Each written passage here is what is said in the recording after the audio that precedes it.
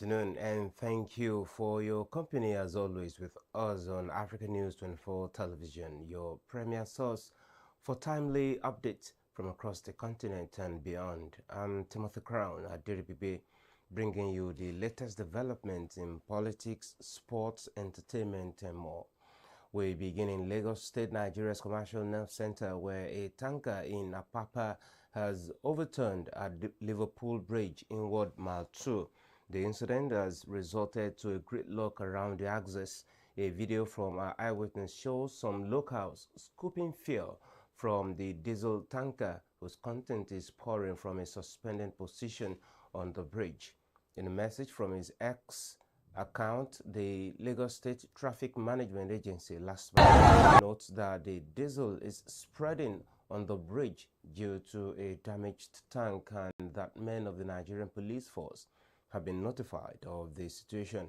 The statement adds that traffic has been diverted to ensure safety of commuters and warned motorists to adhere to traffic regulations.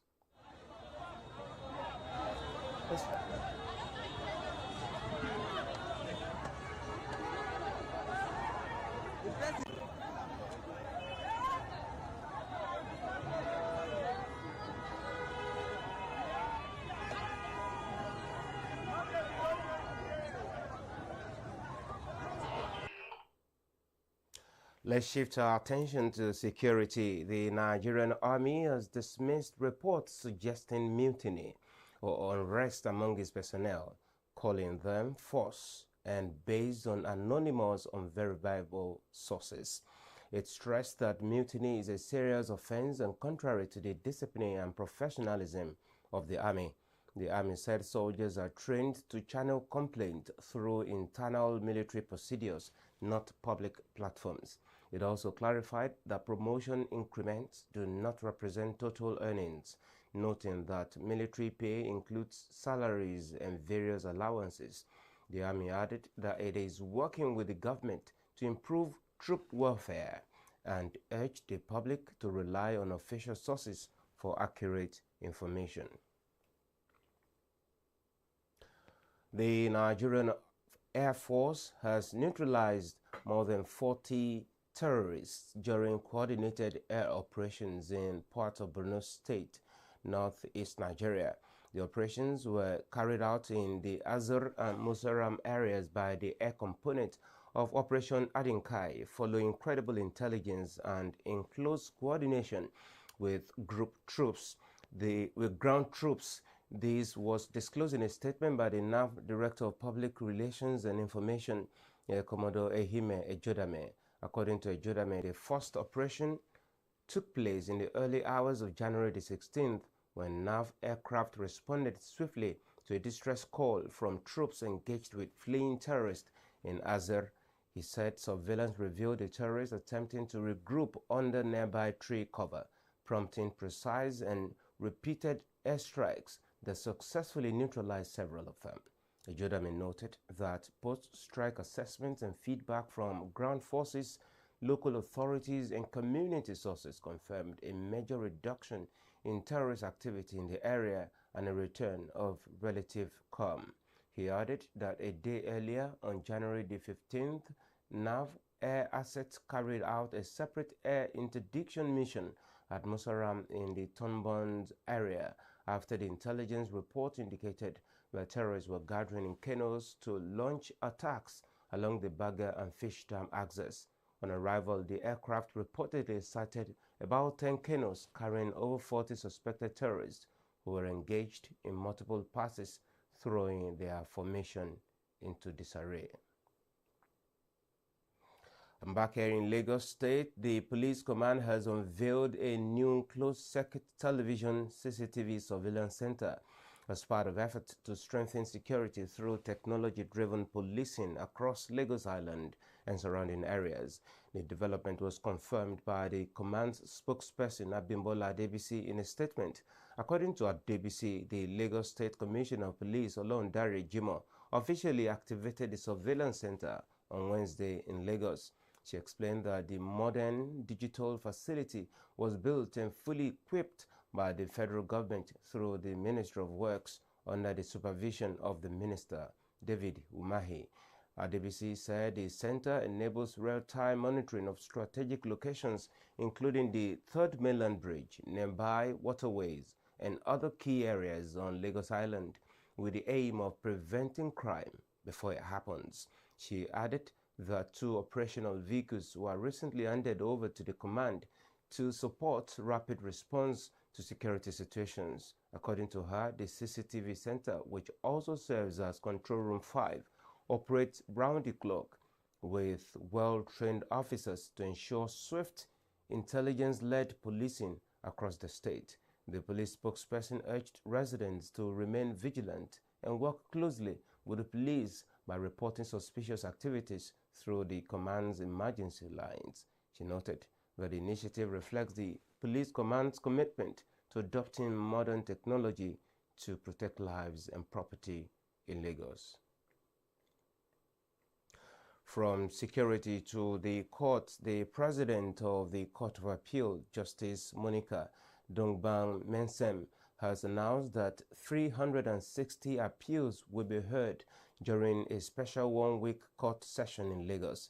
The sitting, involving 40 justices working in 16 panels from across the country, is part of activities marking the court's 50th anniversary. She said the exercise is aimed at reducing the heavy number of pending appeals in Lagos and improving justice delivery. Justice Dongbang Mensem urged lawyers to come fully prepared, stressing that the session is meant for serious work. And to environment, it rained today in Lagos. More rains are expected in the course of the week. This is according to the Nigeria Meteorological Agency, NiMet, who has predicted a mix of dust, haze, and sunshine across the country from Monday, the 19th through Wednesday, January the 21st, 2026. The agency made this known in its latest weather outlook. According to NiMet, parts of Kebbi and Kano State will experience moderate dust haze on Monday, with horizontal visibility expected to range between 2 and 5 kilometers. Other northern states are forecast to have sunny but hazy conditions. In the central region, NiMet said moderate dust haze is anticipated over parts of the Federal Capital Territory and Niger State, while the rest of the region will experience sunny and hazy skies throughout the forecast period. For the southern region, the agency predicted mainly sunny skies with a few cloud patches. However, there are chances of afternoons or evening thunderstorms accompanied by light rainfall in parts of Bayelsa State, Lagos, Cross River, and Akwa Ibom State. On Tuesday, NiMet forecast slight dust haze in parts of Kano and Kebbi State, while other northern states are expected to remain sunny and hazy.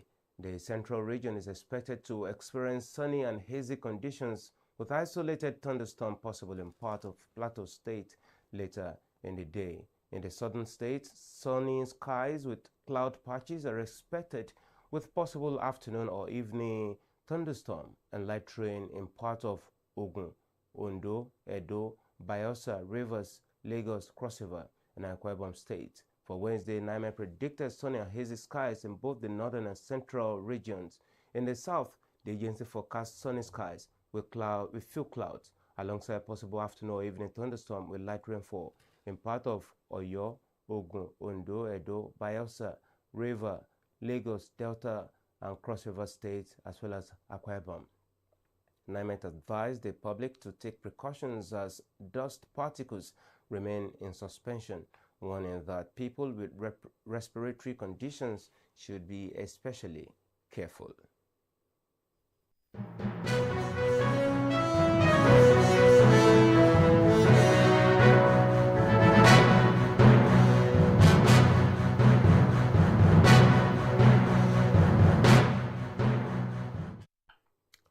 Welcome to business. The federal government has dismissed claims that it cited a gold refinery in Lagos State in violation of the federal character principle. The clarification follows an allegation by the Northern Elders Forum, which accused the government of favoring Lagos in the location of a federal gold refinery. Reacting to the claim, the Minister of Solid Minerals Development, Dele Alake, through his special assistant on media, Segun Tomori, described the allegation as false and misleading. Tomori explained that at no point did the minister state that the federal government established or owns a gold refinery in Lagos or anywhere else in the country. According to him, the minister only announced the planned inauguration of a privately owned gold refinery, while also noting that other refineries are being developed across different parts of Nigeria by private investors. He clarified that the newly established refinery in Lagos is a project of Ken Smith, a fully private mining company aimed at boosting local gold processing through modern and innovative practices. Tomori further stated that the federal government does not dictate where private companies should locate their businesses, as such decisions are based on each company's operational and marketing strategies. At least 21 people have been confirmed dead following a devastating collision involving two high-speed trains in southern Spain. The accident occurred on Sunday near Adamuz in the province of Córdoba, about 360 kilometers south of Madrid. Reports indicate that one of the high-speed trains derailed and crashed into an oncoming train, forcing the second train off the tracks and down an embankment. The head of Andalusia's regional government, Juanma Moreno, confirmed on Monday that 75 people were hospitalized, with at least 15 in serious condition. Moreno warned that the death toll could rise as rescue operations continue, noting that the impact of the crash was extremely severe. He explained that emergency teams would require heavy machinery to clear the wreckage and search for more victims trapped inside the damaged train. According to him, there is a strong possibility that more bodies may be found as daylight improves visibility. Authorities disclosed that about 400 passengers were on board the two trains at the time of the crash, most of them Spaniards traveling to and fro Madrid after the weekend. And to another sad story, at least 15 people have been confirmed dead as raging wildfires continue to spread across southern Chile, forcing more than 50,000 residents to flee their homes. The deadly fires, which have been burning for 2 days, are affecting the Enugu and Biobío regions located about 500 kilometers south of the capital, Santiago. Chile's Security Minister Luis Cordero confirmed that 14 major blazes are currently out of control across the affected regions. In response to the worsening situation, President Gabriel Boric has declared a state of emergency to allow the government to mobilize all available resources to tackle the disaster. The declaration enables the Chilean armed forces to join in firefighting and rescue operations as nearly 4,000 firefighters battle the flames, which have been intensified by strong winds and extreme summer heat. Describing the situation as critical, Interior Minister Alvaro El Zade said the country is facing a very complicated emergency. President Boric announced the decision in a post on social media, stating that all necessary resources have been put in place and at the disposal of emergency teams to protect lives and property. Authorities say efforts are ongoing to contain the fires and prevent further loss of lives as thousands remain displaced.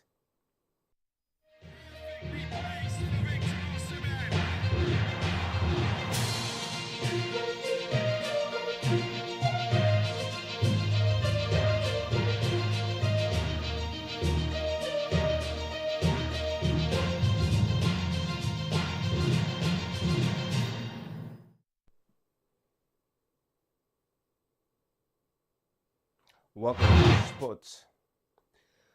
After about 2 months of the African Cup of Nations, a winner has emerged. Senegal has claimed their second African Cup of Nations title after edging host Morocco 1-0 in a dramatic final.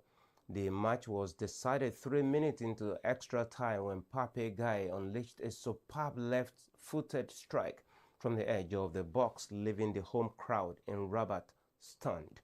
Earlier in regulation time, Morocco missed a golden opportunity to win after a late penalty was awarded by VAR. Goalkeeper Edouard Mendy made a crucial save to deny Brahim Diaz. The final was closely contested, with Morocco chasing their first continental title in over 50 years and Senegal aiming to reclaim the crown. Senegal started strongly, controlling play and forcing Moroccan goalkeeper Yassine Bouno into sharp saves from Pape Gaye and Ilima Ndiaye. Morocco responded before halftime with Naif Aguad narrowly missing a dangerous cross from Abdusamad Zule. After the break, the Atlas Lions pressed hard, but Ayoub El Kabi failed to convert a clear chance.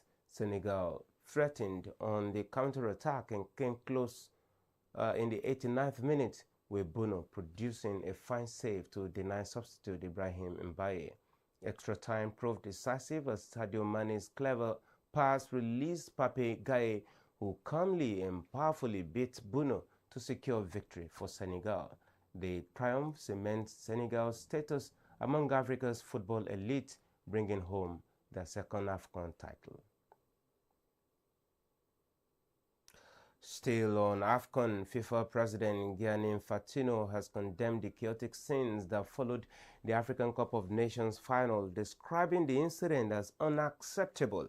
He stressed that football must always be played and concluded in the spirit of respect, discipline, and fair play, especially at major tournaments watched globally.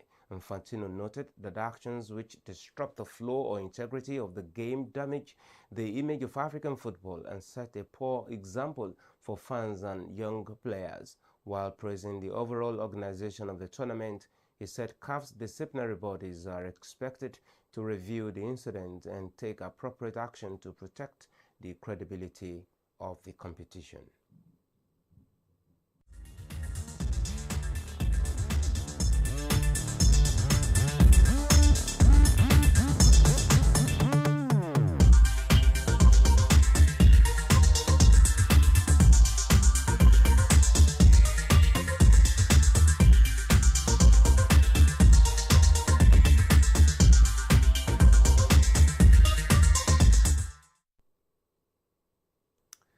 And in entertainment, award-winning Afrobeat singer Tiwa Savage has opened up about her emotional struggles with motherhood and relationships, revealing how both experiences shaped her life and outlook.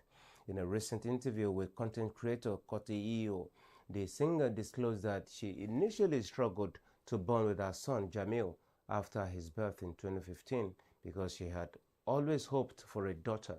According to her, discovering she was having a boy left her emotionally unprepared for motherhood, a situation made worse by the challenges she faced after childbirth.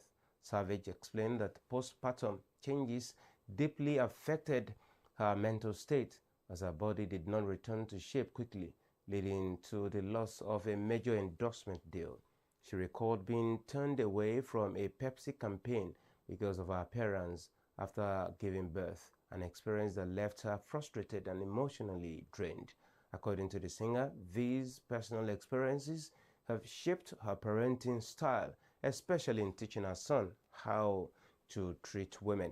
She revealed that she constantly reminds Jamil to show respect and kindness to women, using her own life examples as guidance.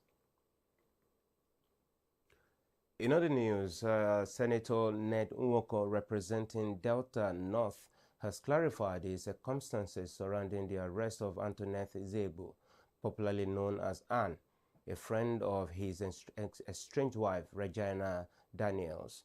In a statement issued today, Nwoko's team said Anne was arrested for alleged criminal defamation against the lawmaker.